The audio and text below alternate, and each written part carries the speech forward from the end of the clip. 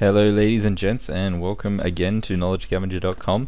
As always, my name is Nathan and I will be your instructor for this lesson. So as you can see on your screen right now, this lesson is all about choosing secure passwords and keeping them secure. So I think the absolute most important thing to know about your computer is security, and the most basic of all things security that you need to know is about passwords and about choosing secure passwords and keeping them secure.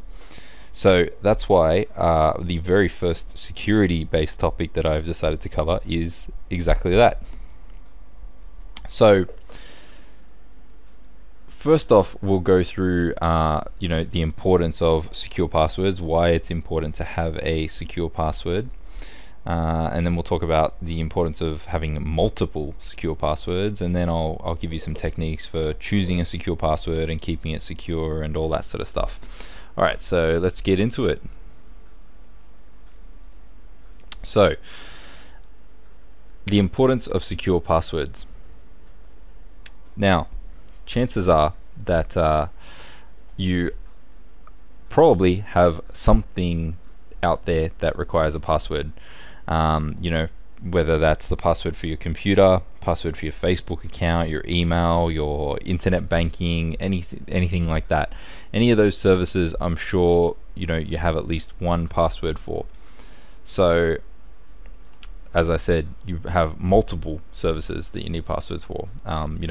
I'd say most of you have multiple, but chances are you've got at least one. So as I mentioned, Facebook, email, online banking, all those things, they will require a password to keep them secure. Now, there are programs out there that will allow passwords to be guessed or broken in seconds or minutes if they're not secure passwords. So that's one reason why it's important to make your password secure. You can have a password that's simply just password or your name or something like that, but that's not going to be very secure. Now, the more secure your passwords are, the more secure your data is likely to be. Alright, so let's talk about the importance of multiple passwords. Now, I'll bet most of you out there use the same password for more than one service. So you might use the same password for your email account and your Facebook account, or the same password for your computer as you use for your email, or you might use the same password for everything. Now that is a very, very, very bad thing to do, but it's okay. I understand it's hard to remember a lot of multiple passwords, especially when they are complex sort of passwords. Working in IT for many years and having to remember hundreds of different passwords for so many different systems, I've sort of developed a knack for just being able to remember passwords and not really think about it. But most people aren't in that situation, so I understand. But I will be covering a method a bit later on to remember multiple passwords. First off though, I want to talk about Bob. So let's just say you know a guy named Bob, and Bob considers himself computer savvy and wants to play around a bit, and decides that one day he's going to try and get your email password. He's got your email address because you've emailed him at some point in the past, so he knows that, and he figures, hey, you know what, I'm gonna see how savvy I can be, and I'm gonna try and break into this person's email password. So he finds this program on the internet that lets him guess multiple passwords at like a rate of thousands of passwords a second. And because your password is not that secure, he manages to break that password in a couple of minutes, or maybe even a couple of hours. But Bob's persistent, and he gets into your email password. So with your email address and your password, he manages to log in to your email and check your emails. So Bob starts going through your emails, and he notices that you've got some emails from Facebook. So he figures, hey, I'll see if I can get into your Facebook account as well. Now, Bob, being the clever person that he is, before he goes to run his program again to try and guess the Facebook password over and over again, he just thinks, hey, you know what, I'm just going to try this same password that I found for the email on Facebook and see if it works. And lo and behold, it worked. Now Bob has your email account and your Facebook account, so he can read your emails, he can post status updates on your Facebook, or check out what your friends are doing on Facebook and everything like that. Now, if you were to say have the same password for your online banking as well, and you happen to have an email from your online banking institution that had your account number or something like that in there, that would probably be all that Bob needs to get into your online banking account as well. And then he's got access to check what you're spending your money on, maybe transfer funds into his own account or into another account or something like that. So this is just a scenario. Obviously Bob isn't real, so that's not actually happening. If you do know someone named Bob, don't ring them up right now or knock on their door and be like, hey, what are you doing in my emails? It's not real, don't worry about it. But it's a very real scenario. It could happen, and it doesn't necessarily need to be someone that you know. They're hackers out there on the internet. They're very savvy, and they can get your account details fairly easily if they want to. So if you've got multiple passwords, even if one of them gets broken, then the chances of the person who gets that one password being able to get all of your other passwords as well, it's very unlikely, or it's going to take a long time. So by the time they've gotten into the one, you'll probably have enough time to secure your other accounts before they can be broken into as well. So now that we understand why passwords are important and why it's important to have multiple passwords, let's talk about choosing a secure password.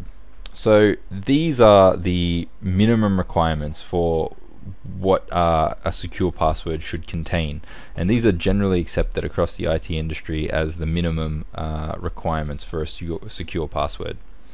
So a secure password is a password that has a minimum of 8 characters. Now, characters can include, out of all those 8 characters, there needs to be at least 3 of the 4 following types of characters. So uppercase characters, lowercase characters, numbers, and symbols. You need to have at least 3 out of 4 of those inside of your in your password. Now, another generally accepted thing is that the password can't be something that you've used the past as one of your 5 previous passwords if you're changing your password. So if your password is password and then you change it to password and then a number 1 at the end, and then you want to change it again, you shouldn't use password or password 1 again. You should use something else. In fact, you shouldn't even keep going with that password string. It's better to go to something completely different. So go from password to apples to oranges to whatever. But obviously staying within these generally accepted rules for a secure password.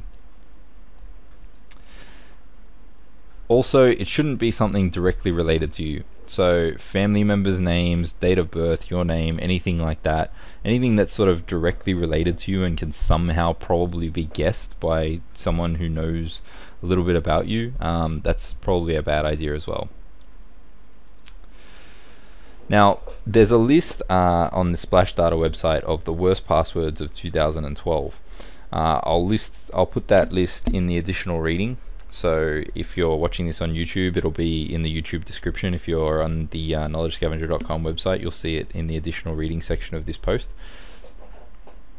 And there's also some other additional reading just about like secure password and the statistics for how long it can take to break a password depending on its length and its complexity and everything like that. So if you're interested in reading that stuff as well, I highly recommend it. It's some pretty interesting reading to supplement this. Now, I've also got my own extra recommendations for choosing a secure password. These are ones that are not the general minimum consensus, but ones that I highly recommend that you adhere to as well. So 8 characters is the minimum length of a password. The longer the password is, generally, the more secure it is.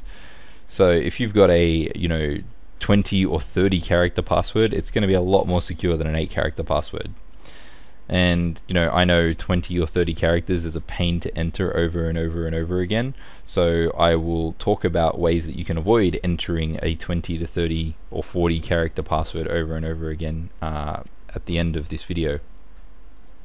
Now, the more random a password seems, the more secure it's likely to be. So oranges, or oranges123 with a capital O or something like that, it's not a very random password, so it's not going to be that secure. But something like kittens and bears 00 exclamation mark 176 or something like that, it's random, so it's going to be a lot more secure. It's not going to be something that someone's going to be able to generally guess. Now, a random phrase is much more secure than a random word. So you see there in my previous example how I was talking about oranges 123, it's just a word with some numbers, compared to cats and bears 7651 exclamation mark whatever.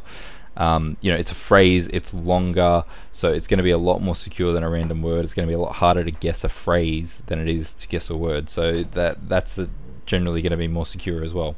So if you're going to be choosing a password, it's better to choose a phrase of some kind. Use a password for a different password for every account that you have that requires a password. So that's what I was talking about before with multiple passwords. You can have multiple passwords in the sense that you can have 2 or 3 that you rotate between, but the best thing to do is really to have a different password for every single service that you use. I'm going to get to a technique for remembering multiple passwords shortly, so yeah, if you're screaming at me right now, oh, how could you expect me to remember 20 or 30 different passwords? Don't worry, I'll cover that shortly. So I've just got some examples of secure passwords here, just to give you an idea of what I mean by those rules that I just posted. So banana protein powder, 5781 exclamation mark. You can see that there's capital letters, lowercase letters, there's symbols, there's numbers, there's everything in there that you can possibly use. It's way over 8 characters. It's a phrase, it's not a word. It's pretty random. It's not the most random one, because banana flavored protein powder is available, and if you're a gym junkie, it's probably going to be something that's related to you, so it can be guessable. But it's still a pretty secure password. And then we've got here cops and robbers 7641 @. So you can see here it is a word, it's cops and robbers if you look at it hard enough, but I've got numbers replacing letters, and I've got symbols in between, uppercase, lowercase, a space in there as well. So it's a phrase, once again, it's a long password and everything like that. And then the one down the bottom here, this is just completely random. I used a piece of software to generate a random secure password for this bottom one. So as you can see here, there's no way that this could be guessed as a word. No one could in their right mind would probably be able to remember that off the top of their head, but it is a very secure password. So if you somehow memorize something like that, then good on you, because that is just awesome. Now on to keeping your password secure. Now that you know the rules for creating a secure password, let's talk about how you can keep it secure. Never ever ever write your password down anywhere. This includes on paper, in a file on your computer, or anything like that. Never store your password in a way that can be easily read by someone else. Once you create a password, memorize it, keep it in your head, or store it securely, which I will talk about at the end of this video. Okay, never tell anyone else your password. That is pretty obvious. Don't trust anyone else with your password. It could slip somehow or anything like that. Most people probably going to trust their spouse, their significant other, or something like that with some of their passwords. I'm not your I can't control you. If you want to tell people your password, that's fine, but it's not a recommended thing. Make sure you got antivirus installed on your computer and keep it up to date. This will protect you against viruses that could potentially steal your password and everything like that. So that's a pretty obvious and important one. I'll talk about antivirus itself in later lessons if you're not sure what it is or how to install it, but it's just something to keep in mind is, antivirus is an important thing to have on your computer.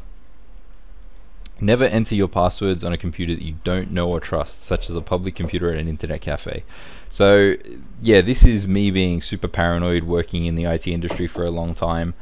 But yeah, if I'm going to use an internet cafe, I will never ever check anything on there that involves me entering my password. I'll use it to do internet research, like look up a restaurant or something like that if I don't have internet access. But if it's checking my emails or my Facebook account, I'll wait until I get back to my hotel room with my laptop that I know, or get somewhere where I have a computer that I know and trust. If I absolutely crucially need to check my email or something on a public computer, I will check it, and I will change my password as soon as I get to a computer that I feel safe with.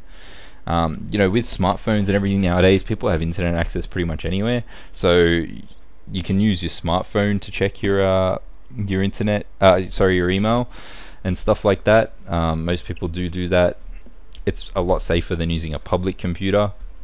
It's still not the safest option in the world, but it's a lot safer than using a public computer. So I'd recommend doing that over using an internet cafe or something like that. Use a password manager to store your passwords. I'm going to discuss password managers and what they are at the end of this video. So if you don't know about that, just hold off and just keep it in the back of your mind. Never use the same password for more than one service. I talked about that already. That just keeps it secure. You're sort of mitigating the disaster that way by keeping your password spread out and the vulnerability of your data spread out. If you have emails with your password in them, delete them and change your password. So sometimes you might forget your password and use the forgot your password thing on a website, and it'll email you a new temporary password. Once you are able to log back into your account that you're having trouble getting into, first thing you should do is change your password and then delete that email with the old temporary password. Change your password regularly, every 1 to 3 months. So something that a lot of people don't do is they'll set up their Facebook account with their password, and then that will be their Facebook password forever. They have their Facebook account for 4 or 5 years and they never change their password. That's a bad thing to do, because if someone is sitting there and they're trying to break into your password, even if your password's secure and it takes them a couple of months or a couple of years to get into your password, if they into your account, if they really want your password bad enough, they'll sit there and they'll keep trying to get your password for that couple of months or that year or couple of years or whatever it is. If you're changing your password every couple of months to a new secure password, every single time that this person tries to gets close to getting your password, bam, you've changed your password and they have to start all over again. And if you receive a link to a web address that requires you to enter your password, don't click on that link and follow it, type it manually. So a lot of times you'll see spam emails from your bank saying, oh yeah, you need to update your records, please click on this link and it'll take you to our website and you can enter your password. If you get an email like that and you think it might be from your bank, either call your bank to verify it, or call whatever company sending you an email to verify it, or don't click on the link and just manually go to the company's website and enter your passwords and everything that way. Okay, so I've got a technique here to easily remember multiple complex passwords. Now I got this this technique from the Lifehacker website, so I will credit them in the additional reading and the description of the YouTube video. But yeah, this is a pretty good technique, I think, to remember multiple complex passwords. So firstly, you want to choose a base password. A base password is the password that you will use for everything, and then you're going to add additional characters to the end of the base password depending on what the service is. So I'll give you an example. Let's just say my base password is green tea with a capital G, 3's instead of E's, and a 4 instead of A, and a capital T, and an exclamation mark. That's my base password. So I'm going to create a rule that I'm going to use to add characters to this password depending on what website or service I'm using is. So my rule is going to be to use the first 2 consonants and the first 2 vowels from my service name. So if I'm choosing a Facebook password, my Facebook password would be green tea and then FC AE, because the first 2 consonants from Facebook are F and C, and then the first 2 vowels from Facebook are A and E. So as I already said, credit to Lifehacker for that one. But yeah, that's a pretty good rule to remember. So, you know, if we were going to use the same thing for, say, Hotmail, we do green tea and then HT OA, because that would be, you know, the first 2 consonants and the first 2 vowels from Hotmail. Alright, so password management programs. I've mentioned these a couple of times throughout this video, but I just wanted to go over them in depth now. So these are basically programs for storing all of your passwords. Some have the ability to automatically input your password. They can detect when you've arrived at the website or you've opened the program that requires you know, a certain password, and then it'll just automatically enter the passwords for you so you don't have to enter them. The advantage of them is that they store all of your passwords and they encrypt them and protect them and do all this, you know, funky stuff basically to make your passwords secure. And you only have to remember one master password then, which is for the actual password management program itself.